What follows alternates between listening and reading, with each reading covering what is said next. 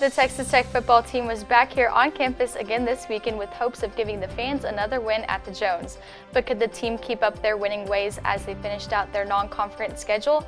Coming up, MCTV's Nathan Boles will have the score, highlights, and more from this weekend's showdown.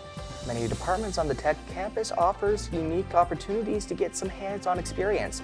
Find out how one venue in particular not only helps students train for the real world, but also gives them a chance to share their culinary skills with the local community.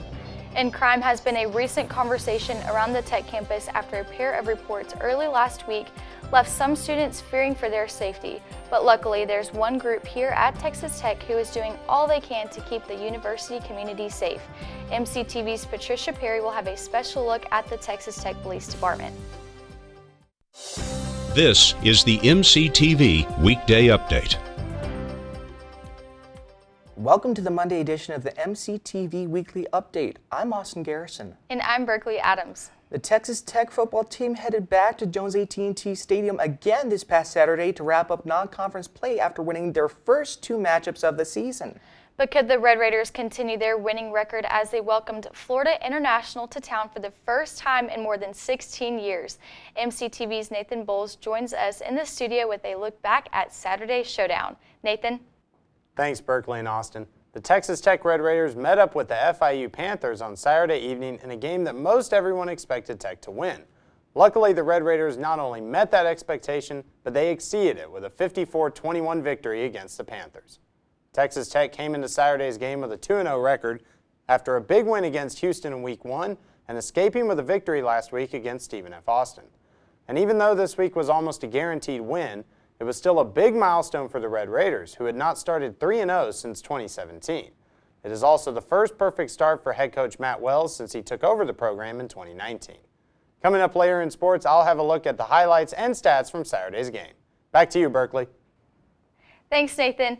The Red Raider football team may have stolen the headlines on Saturday, but they weren't the only ones who were on campus celebrating this weekend. On Friday night, the Texas Tech Skyviews restaurant held a grand reopening gala on the top floor of the Texas Tech Plaza. The celebration marked the end of a series of renovations that had been underway over the last year and a half. Friday's menu included a 5-course dinner featuring a different wine pairing for each course. Skyviews is operated by the Restaurant, Hotel, and Institutional Management program here at the university. Students get hands-on experience in the restaurant with almost all of the positions staffed by RIM majors. The students that actually have the hands-on, it's a real-world experience. We rotate through, so they actually do kitchen prep, cooking, washing dishes. They come out, they do bartending, they do food service, and then also we have a dinner series on Wednesday and Thursday night where they're assigned teams, but they also do the management. So they manage the shift when they're with their dinner series. So it gives them a good taste of reality of what's out there, what to expect. Dan Hoff says the Skyviews experience prepares students for the restaurant industry and gives them an advantage when applying for jobs. The restaurant industry and the service industry is pretty tough. Hopefully we give them enough experience and we teach them the right systems and controls to then do it the right way. And so when they go out and they work into the industry or the large corporations, they have a good set of skills that will take them in and get them hired. That's the main thing.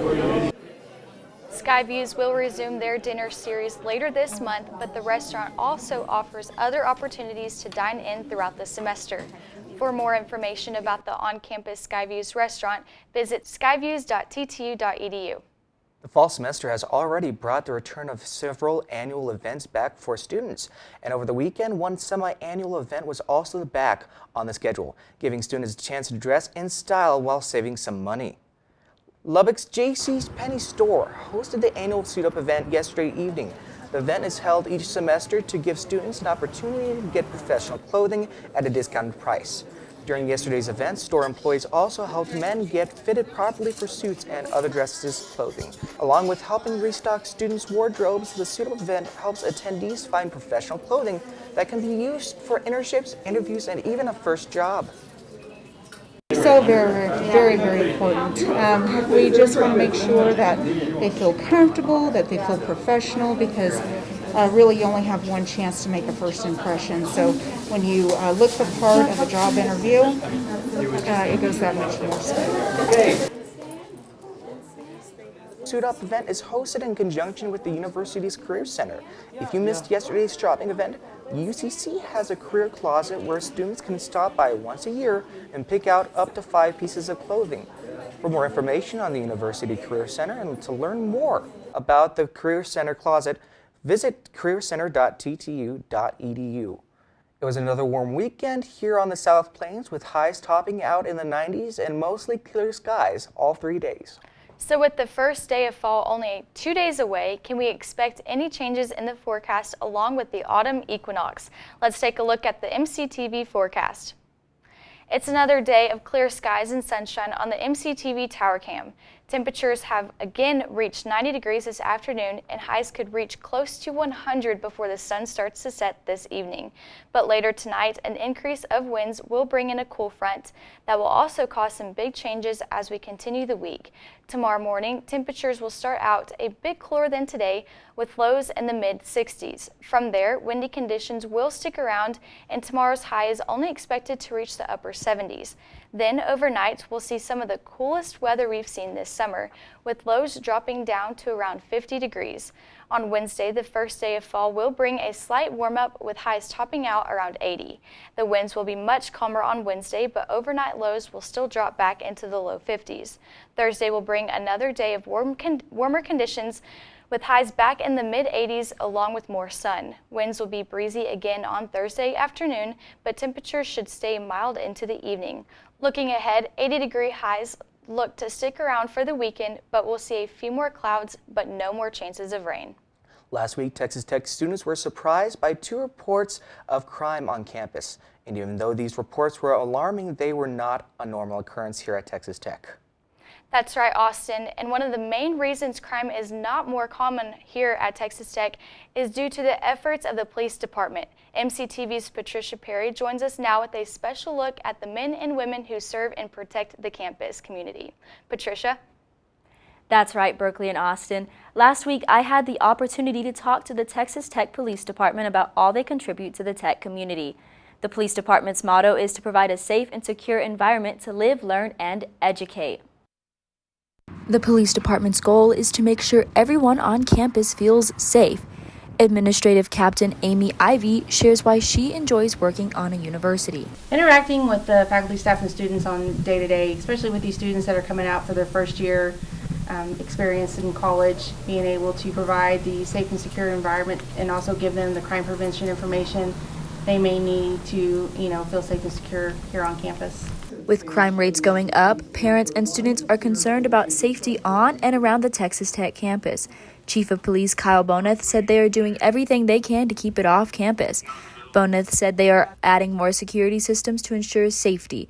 The police department is hoping that people will get the impression that Texas Tech is not a place where you can get away with crime. If they come on to Tech and do something wrong, we're going to catch you as soon as possible. We're going to get you prosecuted, and then the training and the learning curve would be don't come on Tech if you don't want to get caught. The entire Texas Tech Police Department is committed to having campus a safe and secure environment. Boneth shares that everyone is affected when someone commits a crime in our community. You get upset. The bottom line, everybody here at this department wants to keep the campus safe. And everyone takes it personal when somebody comes onto our territory and does some crime. To ensure safety on campus, the police department has officers patrolling 24 hours a day, 7 days a week, and 365 days a year. The Texas Tech Police Department stresses to everyone if they see or hear anything unusual or suspicious to report it to them so they can get a hold on the situation. The Texas Tech Police Department said their #1 priority is to keep anyone on campus safe. Back to you. Thanks, Patricia. Tech Athletics had a busy weekend here on campus. As we mentioned earlier, the Red Raider football team was in action at the Jones on Saturday, but they weren't the only team who found the win column over the weekend. That's right, Berkeley. The Texas Tech soccer team was also in action, with one player making some history at the John Walker Soccer Complex. MCTV's Nathan Boles joins us again with a look at Texas Tech football, soccer, and more in sports. Nathan? Thanks, Austin and Berkeley. Tech football is 3-0 on the season after a dominant performance against Florida International on Saturday. The defense started off the scoring for the Red Raiders as safety Marquise Waters got an interception and took it 71 yards to the house to tie the game at 7 apiece. Then the Tech offense reeled reeled off 4 touchdowns in the second quarter to get a 35-14 lead, and they never looked back. Tyler Shuck, the transfer quarterback from Oregon, threw for a career-high 399 yards and 4 touchdowns. Troy transfer wide receiver Kalen Geiger and senior tight end Travis Coons each hauled in 6 catches, and Coons had his first collegiate 2-touchdown game. Tech football will start conference play next week against the Texas Longhorns at Darrell K. Royal Texas Memorial Stadium in Austin. Kickoff is Saturday at 11 a.m., and the game will be televised on ABC. On Sunday, Tech soccer defeated Eastern Washington on the back of an historic achievement from freshman Ashley Williams. Eastern Washington goalkeeper Kelsey Winston made 6 saves in the first half to keep it scoreless going into halftime, but Ashley Williams scored the first goal of the game for Tech just 1 minute into the second half, and she wasn't done. Williams scored her second goal off an assist from Jordy Har in the 53rd minute, and then with 20 minutes left, Williams scored her 3rd goal of the day to become the 5th player and 3rd freshman in program history to score a hat trick as Tech gets a win 3-0. Tech finished non-conference play with a 7-1-1 record and will start Big 12 play on Thursday at the John Walker Soccer Complex against Oklahoma. First touch is at 7 p.m. and the game is televised on Big 12 Now on ESPN+. In the NFL, the Dallas Cowboys avoided an 0-2 start against the Los Angeles Chargers, and Patrick Mahomes and the Kansas City Chiefs blew a fourth-quarter lead to the Baltimore Ravens. The Cowboys ran for 198 yards, led not by Ezekiel Elliott, who had 71 yards and a touchdown, but by backup running back Tony Pollard, who had 109 yards and a touchdown on 13 carries.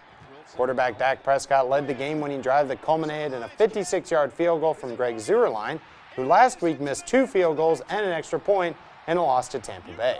The Cowboys got the win 20-17 and will play the Eagles next week on Monday night. On Sunday night, the Chiefs took a 35-24 lead in the third quarter off a 46-yard touchdown from Mahomes to tight end Travis Kelce. But that was the last touchdown Kansas City would score.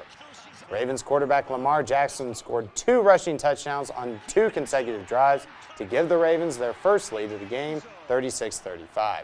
Chiefs running back Clyde Edwards-Helaire fumbled the ball on the Chiefs' last possession, and a Jackson 4th down conversion gave the Ravens a memorable 36-35 victory over Kansas City. The Chiefs will look to bounce back at home on Sunday against the LA Chargers. That's all for sports. Back to you, Austin and Berkeley. Thanks, Nathan. So, Berkeley, did you have a chance to catch the Tech football or soccer in action over the weekend? I did. I got to watch both games. Did you? I watched none games except for the starting one. I hope we keep winning, though. Yes, absolutely. That's all for today's edition of the MCTV Weekday Update. Thanks so much for joining us, and be sure to check ttuhub.net every day for more news. We'll see you on Thursday.